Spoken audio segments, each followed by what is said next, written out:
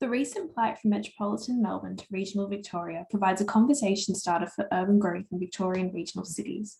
Population patterns in 2020 during the COVID-19 lockdown revealed a significant decrease in internal migration levels to Melbourne. Negative net migration was recorded for the first time since December 2008, with a net outflow 25 times larger than observed in 2018 to 2019. During COVID-19, the plight to regional areas has seen people reprioritise their values as the nexus between where people live and work is slowly disassembled. In essence, the increase in internal migration in the 2019 to 2020 period to regional areas caused me to question whether regional centres can support a sustained increase in population. The situation surrounding COVID-19 continues to remain fluid. It is no doubt that COVID-19 was a significant disruptor to a long-term trend that has concentrated growth in Victorian metropolitan areas. Whether these are fundamental long-term shifts or a short-term reaction to a current situation remains at large and unknown.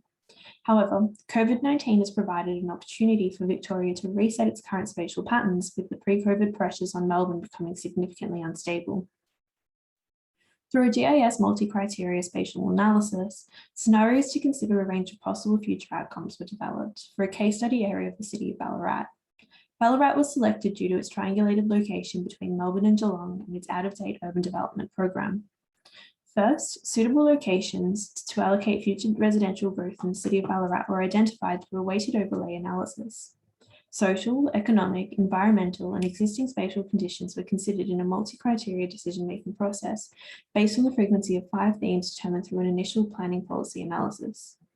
Following this, geometric area calculations were used to provide a quantifiable determination of the available land.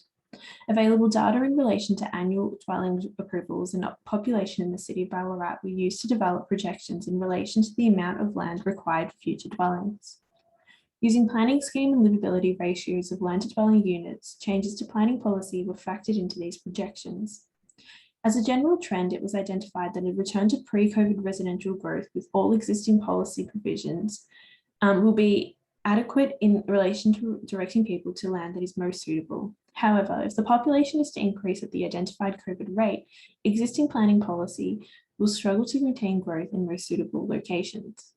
There are multiple opportunities and risks for regional cities in a post-COVID context. Spatial growth in Victoria has resulted in an over-consolidation of people in a small number of cities, and we probably haven't had the development of smaller cities in a way that we probably should have. This study uses Ballarat as an example to draw attention to the future possibilities for growth in regional centres, particularly in relation to planning and governmental priorities pertaining to regional spatial growth. Thank you.